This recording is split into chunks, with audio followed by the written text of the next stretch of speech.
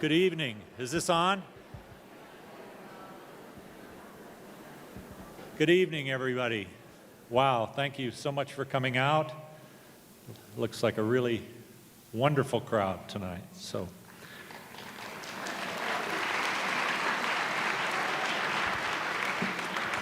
And I just want to double check before our speaker gets up here. The sound is okay for everyone? She can adjust the microphone, but well, I'm Phil Condon. I'm the director of the Environmental Studies program here at UM, and our program is very pleased to co-sponsor this event, the Brennan Guth Memorial, well, I'm hearing an echo, the Brennan Guth Memorial Lecture in Environmental Philosophy, co-sponsored with the UM Philosophy Department. I want to thank President Royce Engstrom for his continued support of the Presidential Lecture Series. And I also want to thank particularly Professor Richard Drake for all the work he does for this series year in and year out, including arranging tonight.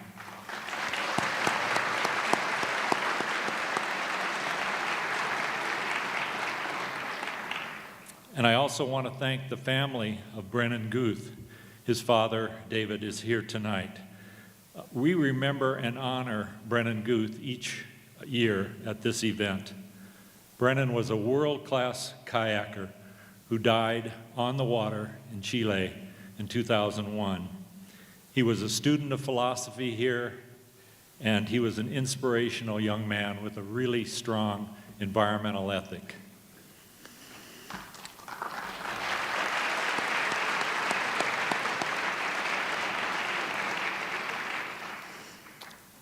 The Alumni Magazine at the University of Western Ontario, where Vandana Shiva, our guest this evening, did her doctoral work, has described her as a revolutionary of the highest order. She certainly is one of the most prominent radical scientists and environmental activists in the world, with a strong, consistent record of opposing, but also promoting alternatives to biotechnology, genetic engineering, the patenting of life forms, the privatization of water, and many other forces arising from corporate-led globalization. Trained as a physicist, Dr. Shiva later shifted to interdisciplinary research in science, technology, and environmental policy. In 1991, she created Navdanya, meaning 9 seeds, an Indian national movement that protects the diversity and integrity of living resources, especially native seed, and promotes organic farming and fair trade. Navdanya has more than 70,000 farmer members, and it has helped conserve more than 2,000 rice varieties and establish more than 60 seed banks.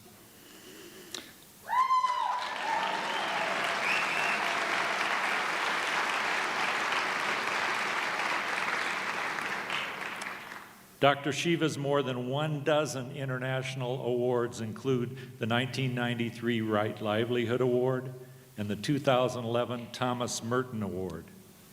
Her more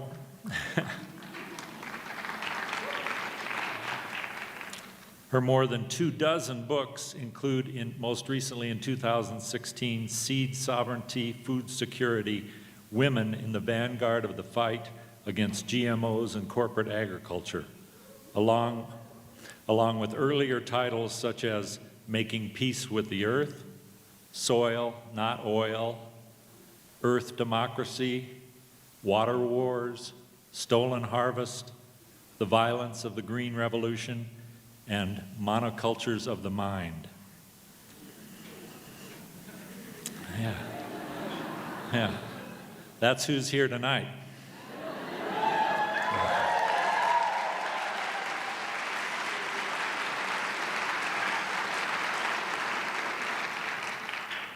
Here in Montana, where many of us work to preserve agricultural land and soil in order to restore a local community-based agriculture.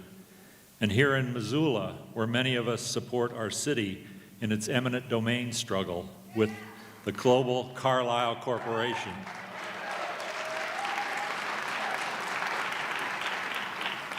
We are fortunate to have a revolutionary thinker and activist on these very issues with us tonight.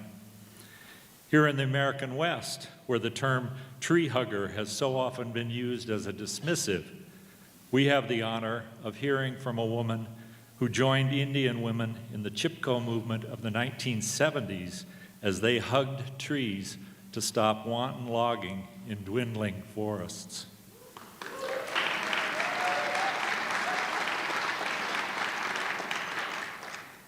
It's my great pleasure now to ask you all to welcome to the University of Montana and to Missoula a tree hugger extraordinaire and a woman who has for 4 decades been willing and unafraid to write, to act, and to speak truth to power. Please welcome Dr. Vandana Shiva.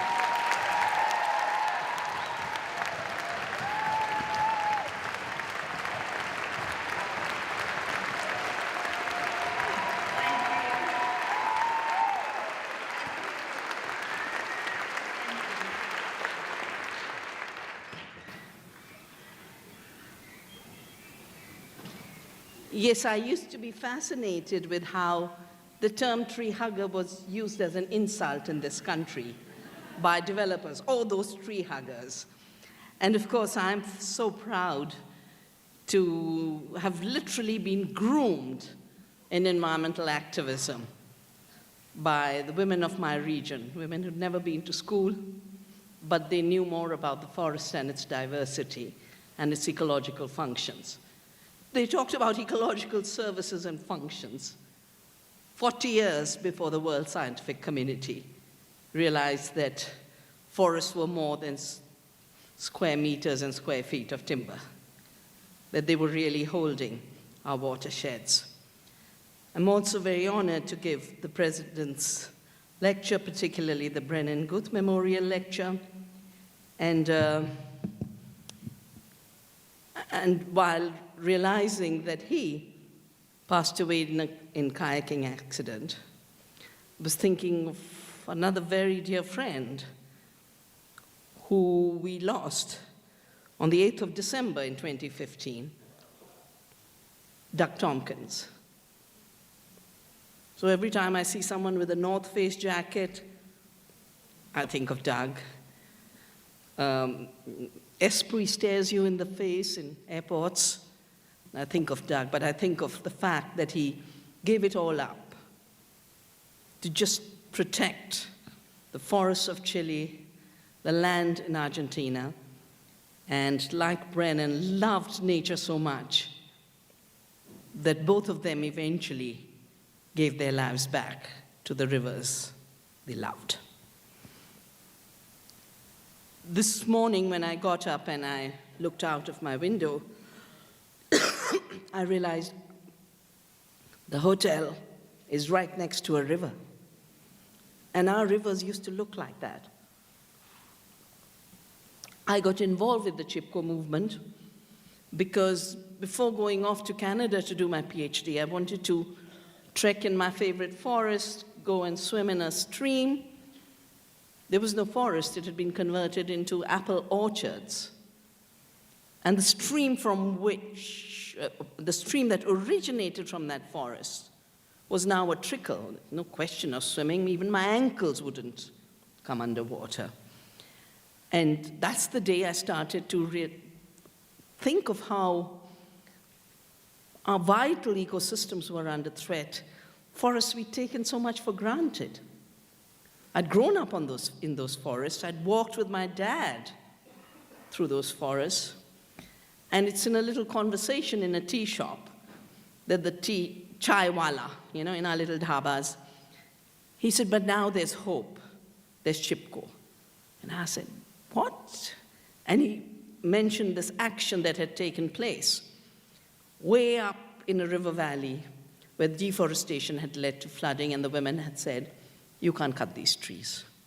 So I took a pledge, every vacation of mine, I would be back to volunteer. And so I'd do all my quantum theory and then take a flight back and volunteer. And I did that till 1981. We managed to get a logging ban.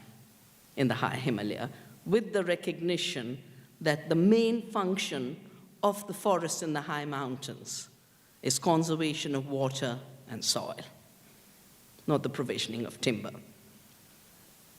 And since I was doing this voluntary work for CHIPCO, at the same time when I was also exploring the foundations of quantum theory with a PhD, and fascinated that a colleague here has also worked on locality and non-locality in quantum theory.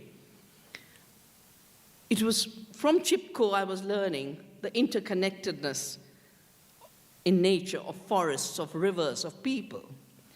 And in quantum theory I was learning about the interconnectedness and non-separability of the world, that the reality was not separation.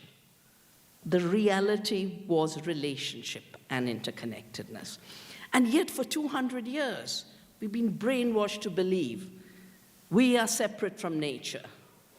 We've been brainwashed to believe that nature is dead, just raw material, just water to be profited from and owned, which is why I leave here with all my support for getting the water out of Carlyle's hands.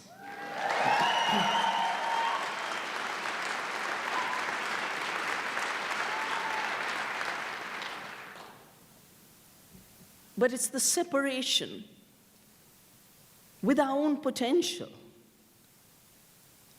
that has been the consequence of this idea of nature as inert matter, women as a passive second sex with no contribution to knowledge, no contribution to production. In fact, the very measure of GDP says, if you produce what you consume, you don't produce. So of course, women taking care of children, cooking food, peasants working the land are not producing because they're working in a cyclical, circular economy. And unless you have an extractive economy violently appropriating resources from nature and society, it's not counted as production. And for me, all of this really came home in 1984 with two tragic disasters in India. For me, both were ecological disasters. They looked very separated, but both were related to the way we produce our food, the way we do agriculture. In the summer of 1984, and I always say, you know, what intuition did Orwell have about picking that date and about telling us about doublespeak? So Punjab was where the doublespeak of the Green Revolution was first applied, just bringing chemicals into farming. It was called the Green Revolution. It was not green, it was not revolutionary. And it actually led to bloodshed. In 84, there was so much violence in Punjab. They didn't use the word terrorism at that time, they used the word extremism. But 30,000 people had been killed. And that winter, on the 2nd of December, a plant, pesticide plant owned by Union Carbide, now owned by Dow, leaked in the middle of the night, killed 3,000 people. Thousands since then, and hundreds of thousands still being born crippled. So I was doing a major program for the United Nations University in Tokyo, and I said to them, I have to look at why is agriculture so violent? And they were more than happy that I do the study, and I wrote the book called The Violence of the Green Revolution as a result, but also made a commitment that now onwards I would practice nonviolent farming. And the violence of that industrial model of agriculture came right from the beginnings. The chemical fertilizers came from the explosive factories and ammunition factories. The pesticides were earlier used for killing people in gas chambers, the poison gases for the war. So just today, there was a reaction by the global giants who had their roots in that chemical warfare. They had many names at that time because they were smaller companies. They were Ciba, Geigy, Sandoz, now it's Syngenta, the Monsantos. They have just written a piece about how they don't agree with the Indian seed industry, which is saying the GMO cotton has failed the farmers and Monsanto owes compensation. So of course their justification is, we do research. And so we should be able to collect whatever royalties we want. We do research, so we should be allowed to kill as many species, as many farmers, as many children as we want. So I wrote in response, I said, just because you can do research to kill doesn't justify your products, your thinking, your presence. And that's the only expertise in industrial agriculture, how to kill. So every pest, every insect is a pest. And you've seen their ads, they're eating up all the food and you're going to have nothing left unless you spray the worst poison on them. That was Bhopal. The president of Monsanto was in a debate with me once, long ago. In those days, they actually used to come out and debate. Now they hire public relations agencies. But he said, we are bringing such smart technologies, and he was talking about Roundup-ready crops. We're bringing such smart technologies that they prevent weeds from stealing the sunshine. As if the sun has so little sunshine. But more importantly than that, they were presenting a technology to kill diversity. And now, of course, you have all the results of how between BT crops and Roundup-ready crops, the monarch butterfly is being pushed to extinction. The diversity of crops is being wiped out. And we've done surveys in India on what's happening with soil, what's happening with pollinators. Not one single pollinator on a BT cotton crop, not one. So when I say we are all seeds, I mean it deeply, because each of us has a choice. Will we be the toxic seeds that wipe out soil organisms and pollinators? Or will we be the seeds that give food through their pollen? Will we be seeds that say, come share me? Or will we be seeds which try and say, no, I've got to terminate myself? True seeds are seeds of evolution. They are constantly evolving by the year, season to season. And that's why the mechanistic idea that seeds are just raw material and they're static, and improvement comes by either changing the plant to adapt to chemicals or genetically engineering the plant to put toxins into it. When I was doing my work on the Green Revolution, and I was reading the entire literature on pest control, on soil management, on fertility, on irrigation, most interestingly about seed, the language being used for heirloom varieties that farmers have bred over millennia was primitive cultivars. I said, well, you called us primitives, of course you'll call our seeds primitive. And if being primitive means taking care of the prairies, taking care of our forests, taking care of other species, then I would rather be primitive and be a member of the Earth family than have the illusion that I am part of man's empire over lesser creatures, which is the language that was used at the time of emergence of the so-called scientific revolution, which was co-temporous with colonization, which was soon followed by the Industrial Revolution, the rise of capital as a creative force, when all it is another word for money. You know, when you look at the roots of where does capital come from, it comes from kaput. Kaput, of course, these days means finished. And one could say it's come back to its true meaning, but in Italian, in Latin, it meant heads, the heads of cattle. Because that was the true wealth. How many heads of cattle do you have? And now it is how much fake investment with fake finance can you make to grab everything under the sun? And so it's so much finance and so hungry that they have to grab all the land and the water. They have to grab every seed and all the biodiversity.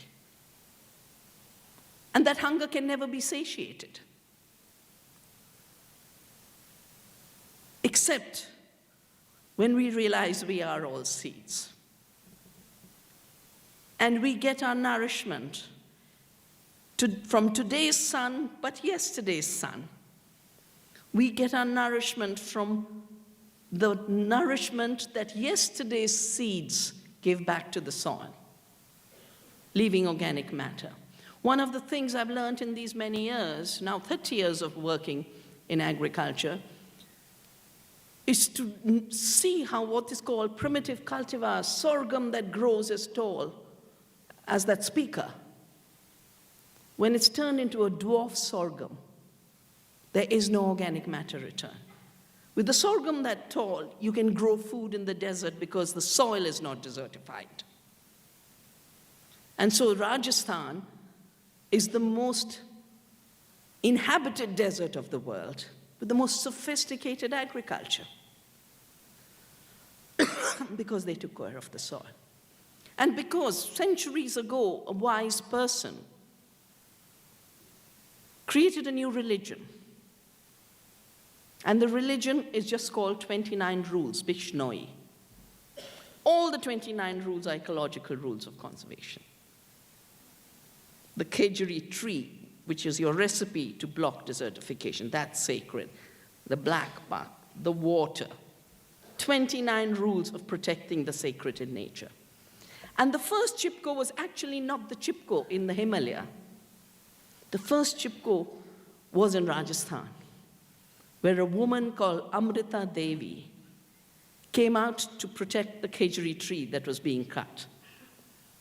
And she said, no, but this is our sacred, and you'll have to kill me before you kill the tree. And of course, they chopped her head off. Then her two daughters came, and 272 people gave their lives to protect that tree. And then the king had to announce that destroying that tree would be a crime. But generation after generation, there have been seeds of this loving embrace of nature. And that's why we have cultures on which we can build. If there wasn't a Rachel Carson, where would we have a movement to deal with pesticides? If there wasn't a Rachel Carson, where would we have all the environmental institutions that were created in this country? And if in India we hadn't had CHIPCO, we wouldn't have any of the environmental agencies and the laws that followed. The nature of true seed, as I said, is diversity, because when something is evolving from within, it evolves to its uniqueness. When something is being manipulated from outside, it is trapped in uniformity. So even though there'll be a particular variety of rice in a field, and we have rescued 3,000 varieties, India used to have 200,000 varieties of rice. So, of course, the 700 varieties we conserve on our farm, or 780 in our Orissa seed bank, each variety is distinctive from other varieties, but within that variety, each plant is different. They're not clones of each other. And that is the basis of both self-evolution and, through it, resilience. Because out of that diversity is created resilience. But of course, the idea that nature is dead and nature is inert also means everything is fixed till capital touches something. Then you get creation. And you're laughing, but look at all of our economic models. Look at intellectual property rights. I have spent so much of my time not just believing within me that life is not Monsanto's invention. And therefore, a patent on life is illegitimate. Seeds are not invented. When you put in a toxic gene for Roundup resistance or Bt, you're not inventing the life of that plant. You're putting a toxin into it. And good environmental law should be treating it as pollution, because those toxic genes don't belong to that plant. And as pollution, we should be having laws that makes the polluter pay.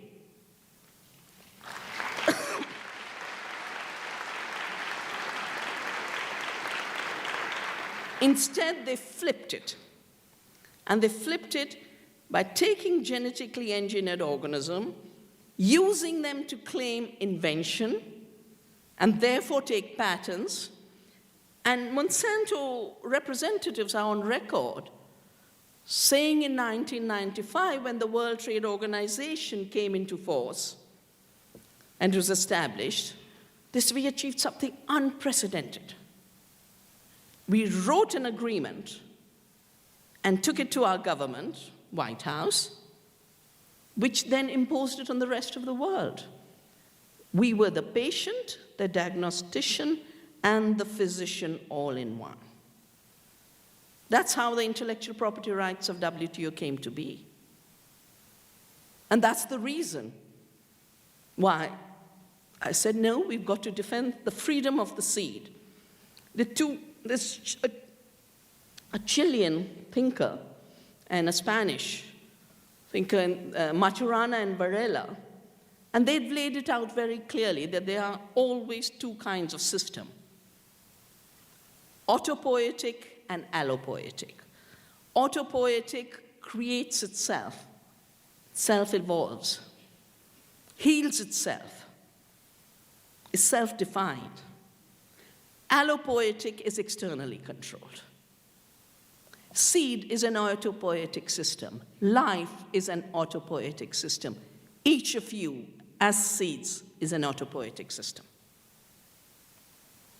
Allopoiesis is the imposition of uniformity, whether it be the uniformity in seed, the laws that say the diversity of seeds that have fed humanity and will be the only kinds of seeds that give us food security in the future, that they're primitive cultivars and should be made illegal.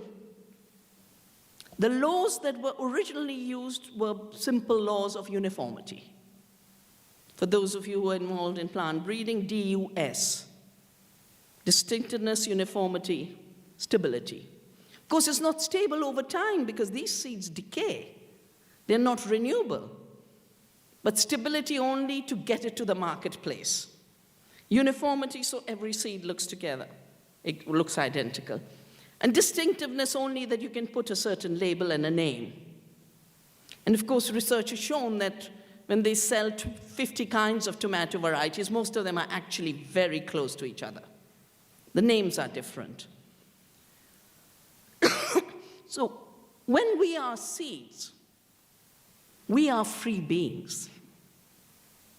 When we are true seeds, we are free beings because we have a potential to become what we become. A seed of a bean will not have to be told daily by Monsanto, don't become a rice plant. A bean will become a bean. An acorn will become an oak tree. It's in the self-organization structure, which is the intelligence built into life, that allows the seed to renew itself in diversity yet continuity. And that renewal, that evolution, that potential is the basis of being true seeds. That potential is taken away when we are told, as people, you've got to be clones of this kind. Someone sent me a very interesting little mail the other day where everyone's holding a cell phone, the brain is empty, and someone else is putting someone else's brain in there. And there's a founder of the Wired magazine who actually has been interviewed, and I've seen this film, who said, I don't need a memory anymore. My memory is in this gadget. I kept saying, haven't your tools failed off and on? That's why I was so happy this afternoon when the lights went. Because, tools are supposed to fail off and on. Tools don't adapt. They're used. They're assessed. And yet we've made the word, there's technology in it. And I always say that's an incomplete phrase. Just like when you say, we rendered somebody. What did you render? What into what? What is your tool for? Is it doing the job you designed it for? If you design Roundup-ready crops to control weeds and they're creating super weeds, it's a failed tool. If your BT crops were supposed to control pests and they're creating new pests and resistance, it's a failed tool.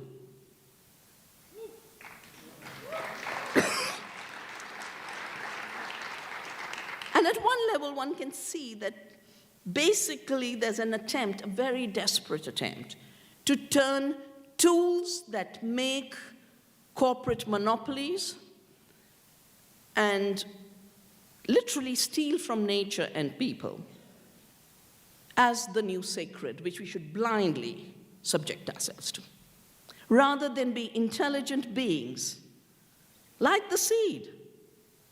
Why are we getting resistant weeds to Roundup? Because that plant is intelligent. So, okay, you're going to keep spraying Roundup on me? I will adapt and change and mutate. Why do we have so much antibiotic resistance? Because those bugs have intelligence. Intelligence comes from the root, Latin root, intellegere. The ability to make a choice, that is freedom. Which is why the labeling debate in your country is so important. It is so important.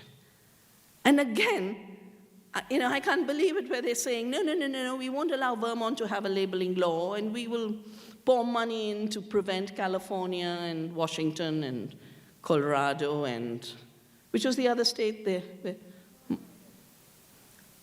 And now that Vermont actually got a law passed, they're saying, no, it should be voluntary. And we'll put QR data. And you'll have to have a smartphone. And what you'll be able to read through the smartphone will be what the corporations want you to read. Do we trust them after all the violence they've committed against the earth and people? Glyphosate, today announced as a carcinogen by the World Health Organization. In 1985, Monsanto knew it's a carcinogen. 1985. Every chemical used in agriculture, they have known the impacts and yet kept announcing safety. And safety has become such a big area of not scientific debate, but a highly unequal propaganda war against scientists on the one hand and ordinary citizens and their fundamental rights on the other. And because freedom is about choosing, the ability to choose what we eat surely has to be the most foundational freedom. For farmers, the ability to choose the seeds they grow, or the urban gardeners, that ability has to be a fundamental freedom. And that's why I've committed myself to defend seed freedom and food freedom, which is seed freedom and food freedom not just for the human species, but for all the species in the amazing web of life. When we realize we are seeds, we realize we cannot separate ourselves from that web of life. You cut off the pollinators, you don't get food. Cut off the microorganisms, you don't have soil fertility. You cut off the amazing evolution of the seeds themselves to adapt to heat, to be able to respond to too much cold, too little water, too much water. And the seeds of climate resilience are only the seeds that have their freedom as self-evolution preserved. Only those seeds. In a similar way, for human beings, our freedom and our resilience go hand in hand, because both are about making choices. Both are about finding your pathways. And that's why from the first day when I started Navdanya, I took a pledge that I would never accept the idea that seed is a creation of Monsanto. And, I sometimes laugh and say, they think when they say GMO, in effect, it means God move over. We are now the creators. And they've been trying for 20 years, and at a meeting in '87, which triggered all this for me, the corporations actually said by the turn of the century will be 5 companies controlling all food, all health, and there'll be no non-GM seed in the world. So when you think of it, a handful of countries have GMOs, 4 crops, 2 traits. Most of the world is GMO-free. Most of the world. And I believe those countries that are drowned in GMOs, like the US, the trends are shifting. Because it's just not working anymore. It is a failed technology. And so in the first round, they made uniformity compulsory. Then they imposed patenting. And they're realizing people are creating alternatives. There are seed libraries everywhere, there are gardens everywhere, there are farmer-consumer linkages everywhere through CSAs. So their new trick, which they started in 2004, I know they tried it in India, and I just found out it's the same year they changed the seed laws in this country, were basically laws that said any seed that is not uniform, that is not registered, cannot be bought and sold and cannot be exchanged. So I did what I do when something outrageous like that happens. I just follow Gandhi's footsteps. You remember he went to the beach, picked up the salt, when the British wanted to make a monopoly on salt, to buy bigger arms to shoot us more. And he just walked to the beach and picked up the salt from the sea and said, nature gives it for free. We need it for our survival. We will continue to make salt. We will not obey your laws.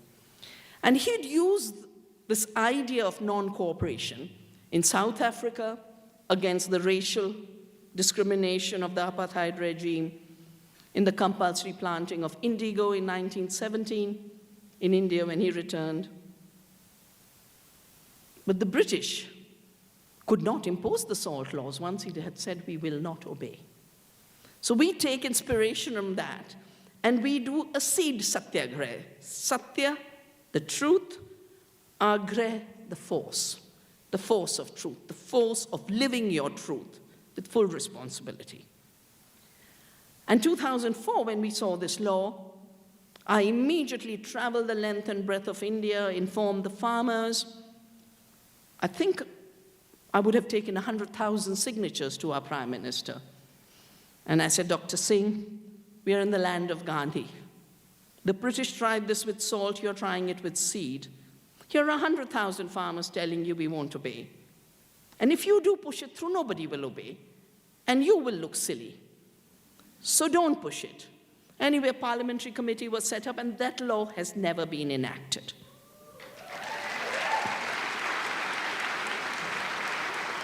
On the other hand, we've actually got laws, and I was part of the drafting committee of this law, on farmers' rights, that the farmers' rights to save, exchange, improve, sell seed can never be alienated. Now, they've tried very hard to dislodge this law, but, you know, the good thing with being India with a heavy machinery is like an elephant, you know? It's not that easy. They try. The hidden hand of Monsanto comes in every off and on. Now, same year, 2004, you got a new seed law, and then states started to implement it. I remember a year ago, there was a huge aggression, 2014, against all the tiny seed libraries. There was a little seed library in Pennsylvania which was served notice. And when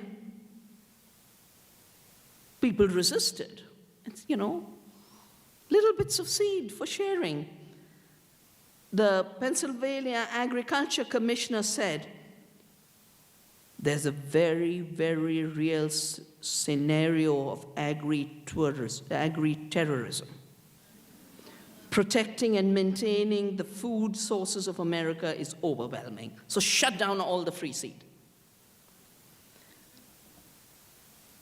I found out that California, on 1st of January 2015, adopted a law, AB 2470. So the last time I was there for a seed expo, I worked with the Californian farmers to say, you've got to do what we did in India. Let them know you will continue to save and exchange seed as your fundamental duty, because we are seeds. Sharing, exchanging, multiplying, reproducing is our being and our duty to protect that freedom in other species. So just 3 clauses in this strange new law, because California has an old seed law. So what did they add? What did they change? One line saying, from now onwards, a person will include the corporation. So they're sneaking in corporate personhood. Second, a neighbor cannot live beyond 3 miles. So you can't do exchange beyond 3 miles. And I encourage them to go to the 3.1 mile distance and do seed exchange. And send a message saying, you can do what you want to under the violation of your law.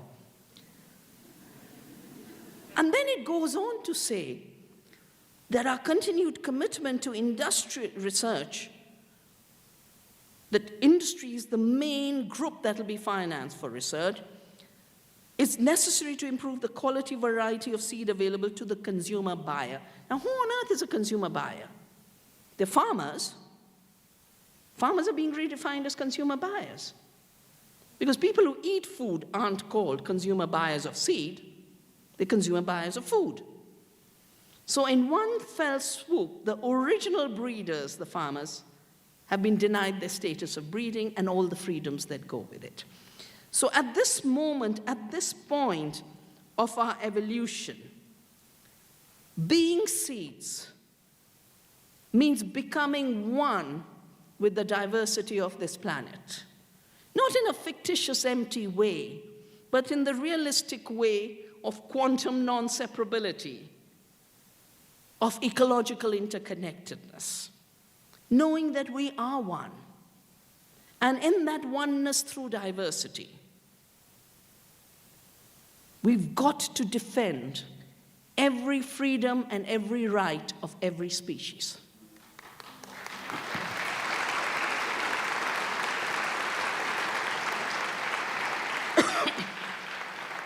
Our full potential as seeds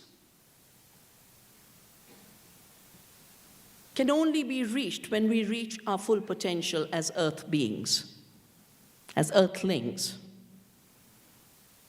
We've been divided and chopped up, first into countries, races, genders, every possible diversity that makes us richer as a human community has been turned into our enemy to fight each other. And you know, when I landed in Denver, and they make you go up, I don't know why they've got a slope to torture you to get to customs. But the only thing that saves you is their beautiful paintings and nice native music. And I kept thinking to myself, if there hadn't been the idea that the indigenous people, the First Nations, were not human beings, and therefore could be annihilated, if there had been a cooperation, a communication, this land would be so much richer. It would be richer culturally, biologically, politically, economically. And this idea of separation, and through that separation, the license to destroy and kill and mutilate, is really what's coming in our way now. And that license must be withdrawn by each of us as a seed striving not just for our freedoms as individuals, but for the freedoms of our communities, to have the water that belongs to them, to have the healthy food, to have creative work. I don't like the word job. Again, it came out of the Industrial Revolution. It meant someone who cheats. Someone jobbed so-and-so, and then it became job work, and now it is what you have. No, what you have is a life. What you have is a meaning. What you have is meaningful work. And especially as the current system throws away more and more people as disposable. They use that language, disposable. We've got to come back and say, no species is disposable. No child is disposable. No person is disposable. Every being has a place on this planet. And the planet has so much abundance to share and give that if we become true seeds, we will become parts of the seeds of abundance and not seeds of scarcity. We will become the sources of peace and not the conflicts that we see grow. We will become seeds that spread prosperity and peace in deep ways, beginning with ourselves. Thank you.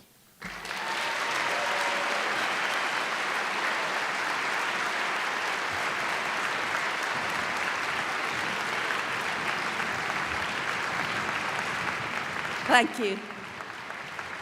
Thank you very much. Thank you very much.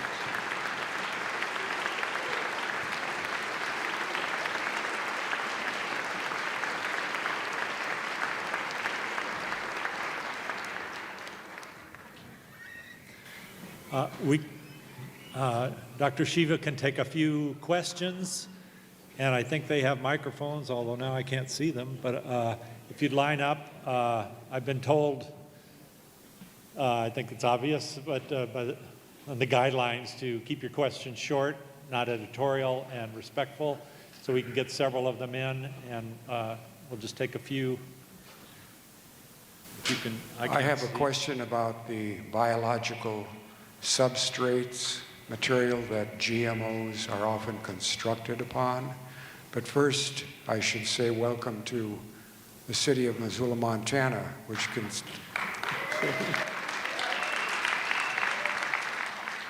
continues to use Roundup on its public grounds, where mothers and their children recreate. And welcome to the University of Montana, which also uses herbicides on its green recreational areas, and on the student grounds where students study, get the chemicals on their hands, their faces, and bring it home into their beds. So with respect to the substrate issue, I understand that we know something about some of the materials that the GMOs are assembled upon. I envision a conveyor belt. And my question is simple. Are these GMOs being incorporated into our DNA? Thank you. Well, I can only cite some of the research that is there. You know, in each of the genetic modifications, we were repeatedly told that glyphosate degrades, it disappears. The Bt toxin in the crops degrades and disappears. Herbicide-tolerant genes degrade and disappear. And that's not true. So in a research in Canada, they found Bt toxin in the blood of pregnant women and in their fetuses. So it is not disappearing. Glyphosate residues have been found in drinking water, people in urine. There were a group of women in this country collected urine samples and sent it in breast milk. We also know that there is horizontal gene transfer. That whatever food we eat, some of it is mixing with our gut biodiversity. And the new research is showing two very important things that really should make us far more active in the choices we make. The first, that the gut is one of the richest biomes of the world. And just like we assumed that the soil is an empty container, the plant is a machine for pumping nitrogen fertilizers into, we just assumed that the gut is just a pipe through which stuff goes. Some of the richest diversity. And when the worries were there about glyphosate, and in the California debate on the labeling of glyphosate, Monsanto said, no worry, human beings don't have the shikimate pathway that plants have, which is why glyphosate kills plants, but it can't harm humans. The problem is we have 600 trillion cells, only 600 million of which are human cells. The rest are all bacteria. And the bacteria have the shikimate pathway. They're being killed. And there is new research, this new book that was mentioned on women in the vanguard, The Seed Sovereignty and Food Security. Because I have both a scientific life and I work in the grassroots, so there are grassroots women talking about their seed saving. But there's some really strong, courageous women scientists who showing that A, living organisms aren't machines, that they are really fluid evolution in the making. And there's another study by an MIT scientist, Senef, who's connecting the fact that as the gut bacteria are killed, the functions they have in providing and making certain enzymes, which then provide the neurotransmitters that make our brains function normally, is a very big problem, and the CDC's data is there. The Center for Disease Control showed that, I think about 30, 40 years ago, it used to be 1 in 100,000 children in this country autistic. 3 years ago, it was 1 in 65. I think last year it had become 1 in 35. And at this rate of the curve growing, every second American child will be autistic because their brain has been damaged by damage to the gut. And these are issues of fundamental science that every university should be looking at. And ordinary scientists, citizens should be asking questions about it. There's also a lot of new research on the communication that goes on, both between the healthy food we eat and the toxic food we eat. And it is changing our cellular structure. Some of it is changing our genetic structure.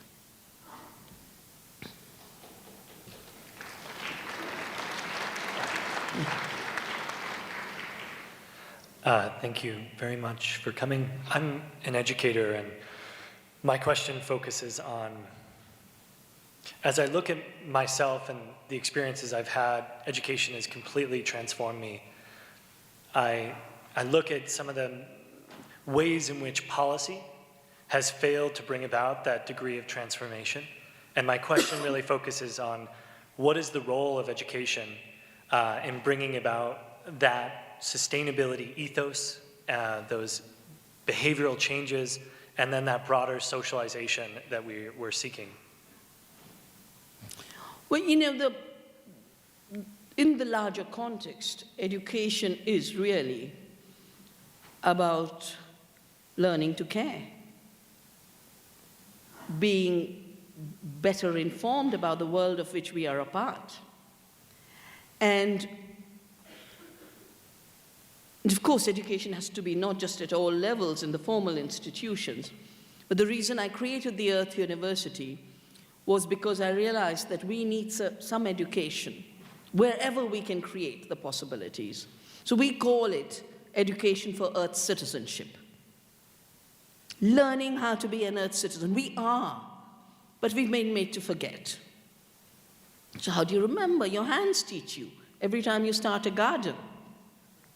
That's why for me, gardens of hope, school gardens are such important parts of education for the future. Because we can either allow this destructive system to keep unwinding, creating more and more depression among people. You know, I'm told every third American is on Prozac. No, you wouldn't need Prozac, just go garden. And we've been made, you know, we've been made to believe that these two amazing limbs are useless. You know, all of economics, all of technological efficiency is getting rid of labor. The more you can displace hands from the farm or from any work, the more efficient it's supposed to be becoming. A totally fake calculation, because all you've done is replace good people with fossil fuels that are giving you climate change, energy slaves. And now, of course, not only will they be energy slaves, invisible on those giant tractors, those tractors are being built in with new spyware from Monsanto, so that everything about the farmer's field is going to go up through the satellite to them. And then they're going to sell you the data they collect through big data. They'll tell you what your soil is. You could know what your soil is by actually being there. So education at this point is about getting out of the insanity of a guaranteed annihilation into the possibility of a flourishing future.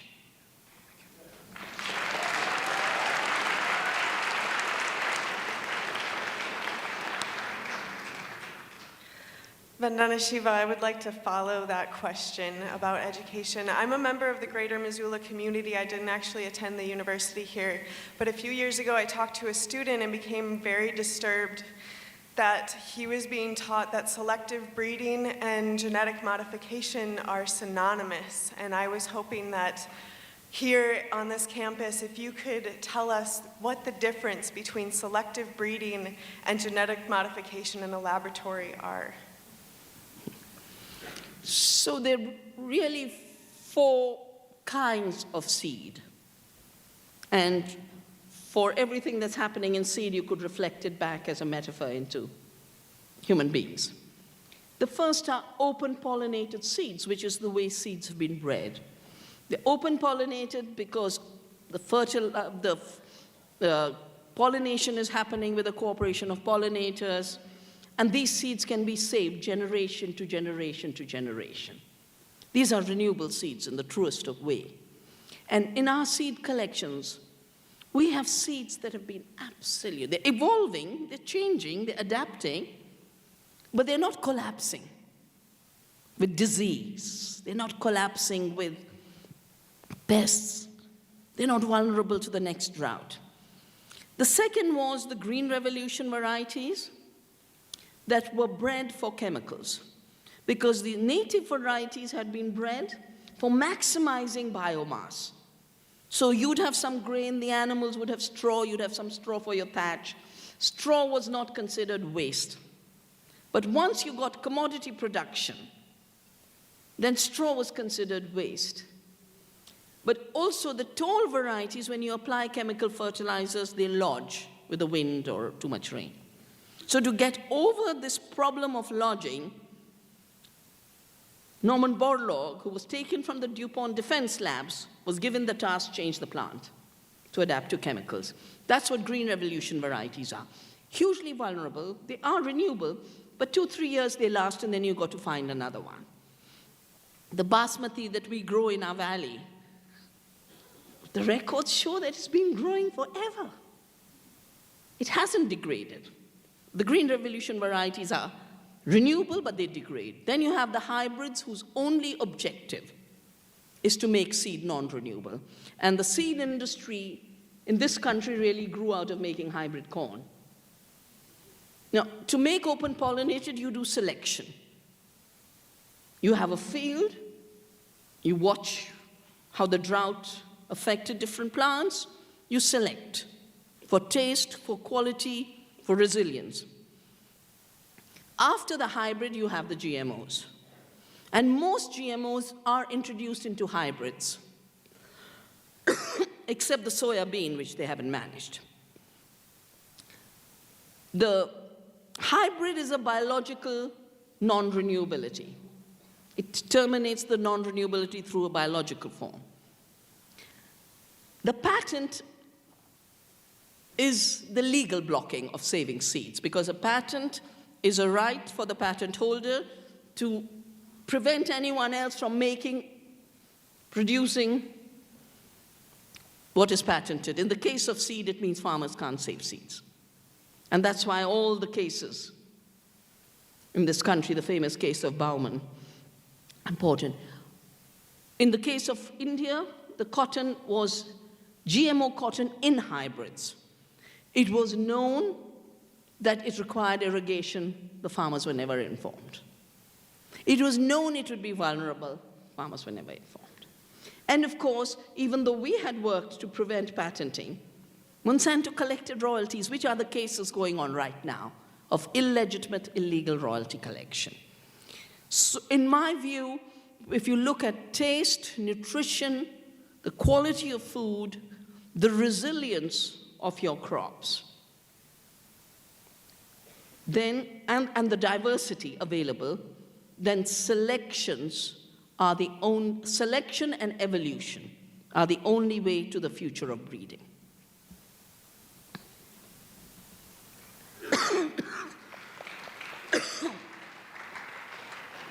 I have a two-part question. If you could send one message to the thousands of academic scientists around the world who are actively researching and developing GM crops, what would it be? And in return, what evidence, if any, could persuade you to change your stance on the toolkits of genetic modification? I don't know if someone else could hear that more clearly. I could not. Oh, do you want me to repeat? If you could send one message to the thousands of academic scientists around the world who are actively researching genetic modification, what would it be? And what evidence could these scientists present you, if any, that would persuade you to change your stance on genetic modification?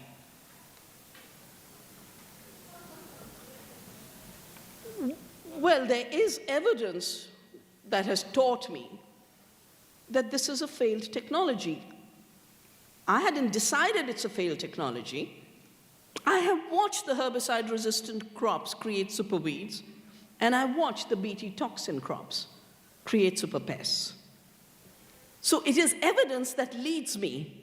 You know, they keep using the word science-based. My approach to this question is science-based. And there are two other levels where my scientific education tells me that this is not the future. The first, as I said, living organisms, including seeds, are not machines, which you put together with spare parts here or there, and it's not a Lego set that your children play with. These are self-organized entities. And therefore, you've got to understand the self-organized potential of the life forms you deal with. All of genetic engineering is based on genetic reductionism and determinism. If you look at the literature in the early days of the founding, they actually called the DNA the master molecule, giving instruction to all the minions. They're now finding it's the RNA that is the real decider, the main regulator. So the science is all wrong, all cooked up. Second, it's performance in 20 years. We've had 20 years of genetic modification through genetic engineering because, like I said, plants are evolving all the time. There's modification taking place. So the term genetic modification is a very, very vague term. The term introduced crossing species boundaries to introduce genes that don't belong to the plant, and now there's lots of research showing that, for example, when you add the Bt toxin, the poor plant is trying so desperately to express this toxin that doesn't belong to it, that it totally loses all its capacities to defend itself against normal pests. All of those processes that allow it to unleash the particular chemical at the right time collapse. That's why it becomes vulnerable. So the science is inaccurate. The technology in these 20 years has failed. And the third is that I was at the meeting where the industry said the only reason we go doing it is to collect royalties and take patents. I can tell you two things. Withdraw the subsidies from industrial farming, tomorrow it'll collapse, and organic will be the only option. Take away patents and intellectual property rights related to GMOs, the GMO story is over. And that's what I would tell anyone who thinks that the only kind of work to do is to do research on genetic engineering. And most of the research on genetic engineering, there's some corporation funding it. And people should look around and say, you know, how long do these corporate benefactors take care of you or the planet? It's a very short-term proposition. You've got to have a longer view.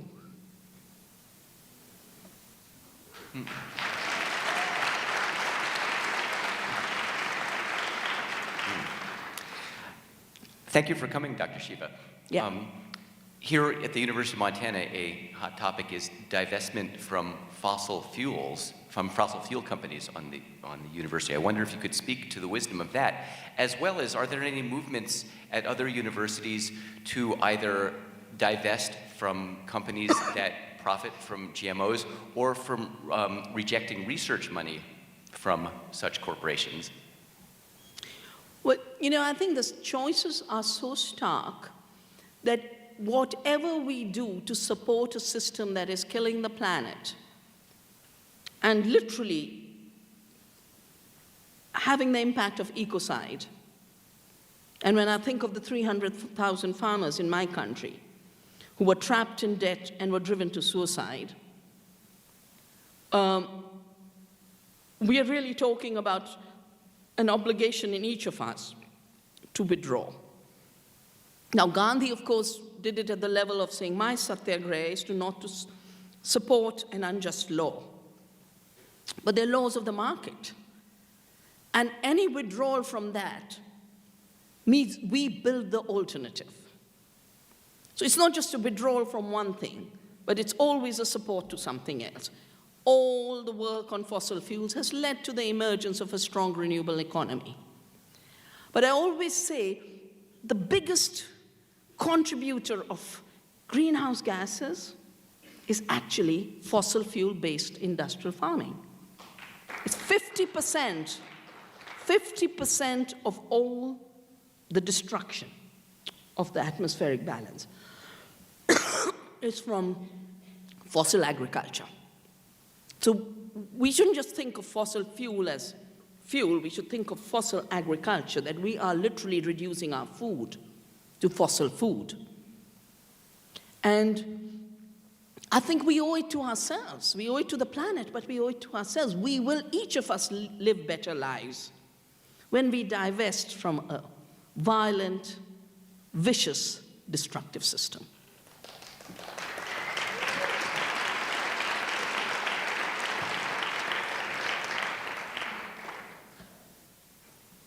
Hi. So your examples of genetic engineering have been mostly about Roundup and BT. I was wondering if... That's all there is in the marketplace, my dear. So yes. Give me something else. So my question is, in a hypothetical world in which the corporations were removed from this technology and it was in more of a non-profit world, and the genetic engineering was more about things like golden rice, about nutrient enrichment, along those lines, is there a place in the world for that kind of technology in your mind? Yep. So the first thing is, if BT cotton was in NGO hands, it would still be a toxin. Well, so in terms of the ownership might change, but the relationship with the earth would not change. The soil organisms would still die, the poor pollinators would not have food. When you talk about the two other ones, sadly, they're both fictions. The golden rice was announced in the year 2000. It's still not there. They haven't been able to develop it with adequate vitamin A. Golden rice is a yellowed rice, and it's basically supposed to remove vitamin A deficiency. But you can remove vitamin A deficiency by not making people dependent on just a rice diet. You don't have to put a yellow in the rice. Just allow enough pumpkin and spinach and coriander and sahaj and moringa. We've done the calculations. Even when it reaches the objectives it has set, which it has, an ERI has announced it's years before the development will be complete. And I would suggest you read the article in Mother Jones by Tom Philpott to realize it doesn't exist yet. 300 to 400% higher vitamin A we can grow if we have gardens everywhere, seeds in women's hands, and knowledge among children. Tomorrow we can get rid of it and have a better world rather than more monocultures of industrial rice, some of it yellow, huge amounts of food aid moving to dump the yellow rice on people, and the poor people still being denied vegetables because you thought you could make biodiversity irrelevant to our consciousness and our mind. There's another one, a GMO banana. Beats the golden rice.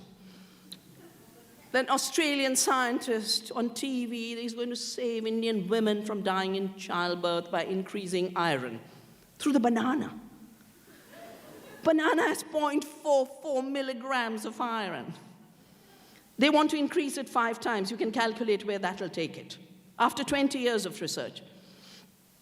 And then suddenly it became Uganda and vitamin A.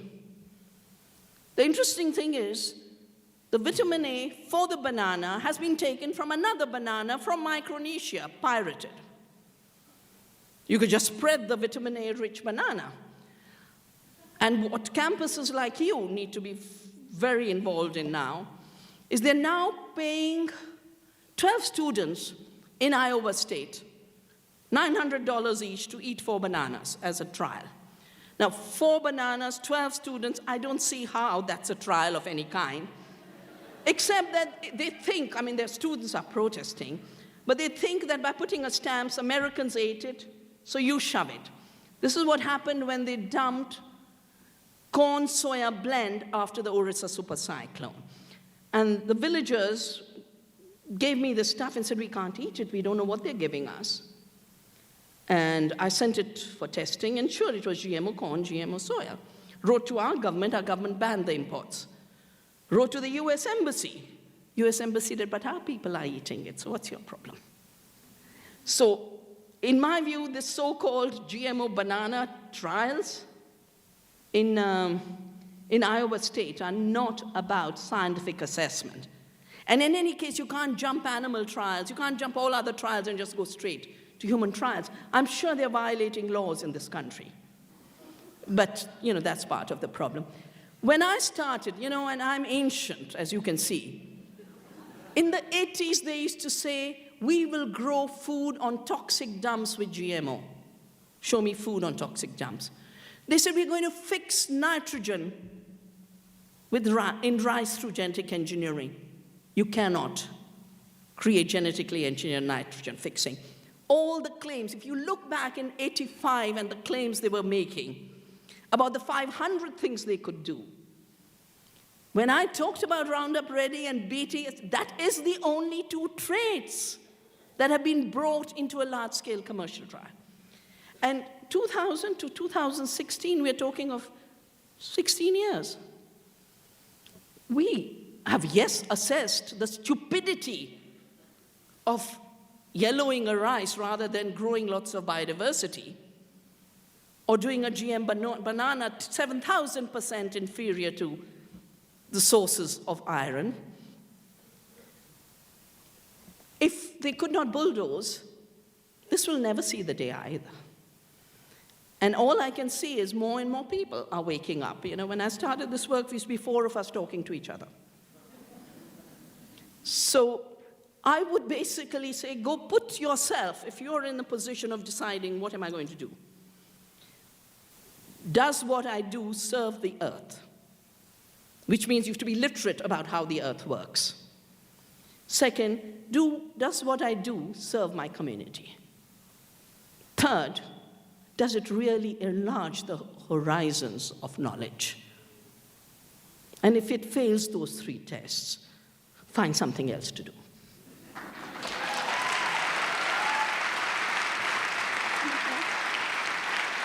One more? Okay. This is the last one. Thank you, Vandana Shiva. As a radical permaculture activist and an aspiring free peasant, I feel inspired and encouraged by your speech tonight and earlier this afternoon, especially as you spoke fondly of Gandhi's satyagraha and civil disobedience. And you mentioned that due to the huge degree of money that's gone toward chemical ag subsidies, that it might be time for a tax strike, or nearing time. And I'd like you to talk more about what kind of prerequisites there might be for such activities and what steps might we need to take to get there. Thank you. Well, I do think for true economic democracy, and there is no democracy if there's no economic democracy. This idea of a free market democracy is an oxymoron. For a true economic democracy, first of all, there has to be ecological democracy. That's why I talk of earth democracy. That the resources of the earth that are vital for maintaining life on earth, all species and ours, cannot be privatized and commodified because they must continue to be available to all. So ecological democracy is the first. The second is the ability to create wealth. That's why when I say we are all seeds, we all have creative, productive potential. The seed looks so little. You put it in the soil, look at all the food it gives you and future seeds. Each of us can feel, oh, we are so small. But when we realize we are seeds, we realize we are creative, we are productive. And so a recognition of our potential to the economy, because the current economy is, how can you get rid of people? You know, just get rid of them. Fossil fuels, chemicals, herbicides, robots, just finish off human beings. So our meaning in being creative. And the third, very important one, is how the collective social wealth of society is used for the good of all. Now, the interesting word is the word wealth never meant money. It meant well-being. And Aristotle actually differentiated between oikonomia as the art of living, which all of us should be participating and practicing, and chrematistics, the art of money-making. And now we confuse economy with the art of money-making. And the swindlers, of course, climb to the top with that 1%, the 62 men. 62 men.